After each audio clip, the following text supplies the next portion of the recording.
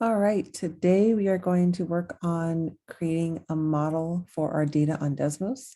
So I have some notes here that are posted on Canvas, and the method of creating a model that we're going to use today is called a regression line. And this is a line of best fit used to model our data. So we're going to use Desmos to to calculate that regression line.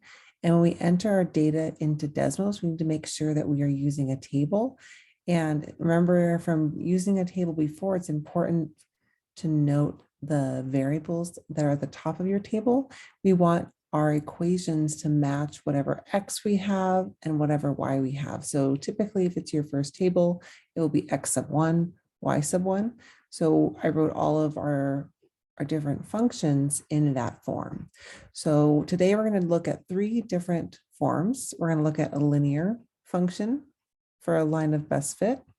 So we have y1 tilde m x1 plus b. So this tilde, when we type it into Desmos, is important because it tells Desmos that we're using the data to create a line of fit. The quadratic will use y1 tilde a x sub 1 squared plus bx sub 1 plus c.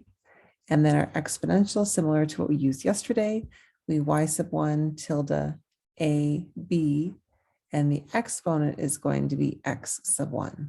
And we use our exponential model. We want to make sure we check this little box in Desmos. It's called log mode. And it just makes sure it's calculating our regression line a little bit differently.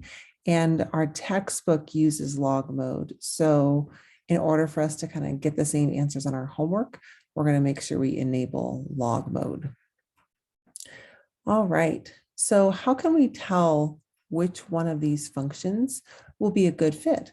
So sometimes you can tell just by looking at it, but the best way to determine if a model is a good fit is by looking at the coefficient of determination. So the coefficient of determination is a value that Desmos will calculate for you, and it's called R squared, and it will always be between 0 and 1. So the closer R squared, our coefficient of determination, is to 1, the stronger our model is, the better fit our line is for our data. And the closer it gets to 0, it just means it's not as much of a good fit. So I went ahead and I made a copy of 14.2 practice C for you today to kind of work through in terms of our lesson. So there's an answer key posted on Canvas for this, but I'll at least get you started so you can kind of see what we're supposed to be doing for this activity. So the first thing we want to do is open up a tab in Desmos in our Chromebook, and we're going to enter this data into a table. So if we look at what we're dealing with, we have a pot of boiling water that's allowed to cool for 50 minutes. The table below shows the temperature of the water as it cools. Use the table for the problems that follow, and we want to round all of our answers to the nearest thousand. So that's 3 decimal places. So I'm going to go ahead and pull up Desmos. And if you remember, the way we add a table is we go over here to the plus sign and we click that plus sign, and it'll give us some options of what to add. We're going to click on table. So notice how this is the first table in my screen of Desmos, and it automatically starts with X sub 1, Y sub 1, which is exactly what we want.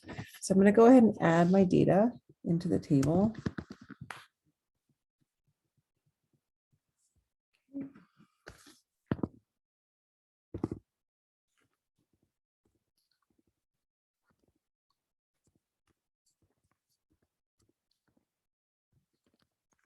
Double check that I got everything right. Make sure I didn't have any typos. Looks pretty good to me. Okay, so I don't see anything on Desmos, so I just need to adjust my window. So I'll zoom out a little bit. And one more time, there we go. So there is my data. So now all I need to do is add my 3 functions into Desmos.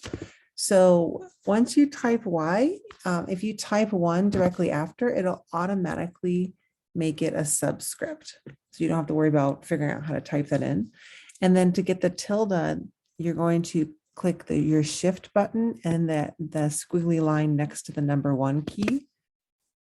And then we were doing linear first.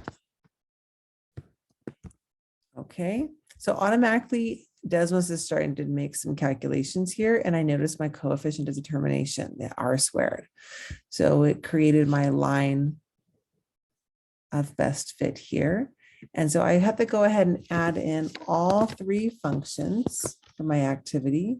So ax squared plus bx1 plus c. And then again, it will give me my r squared value here. And then I can also add in my exponential. All right. And then again, click that log mode, make sure we're all getting the same answer. So you're going to work through this activity. You're going to compare each one. You're going to record the equation for each one.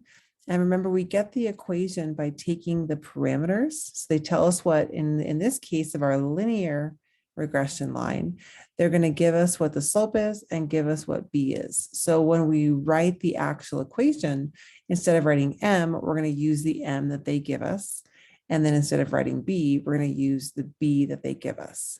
So your activity is going to ask you to find an equation for each model and then see, is it a good fit? How can you tell? So just kind of walking you through one by one, linear, quadratic, exponential model. And then you're going to choose, actually, you're going to use all of the models to find find the temperature of the water after 55 minutes. So again, we use that horizontal line in Desmos, and we will get an estimate of the water temperature at 55 minutes.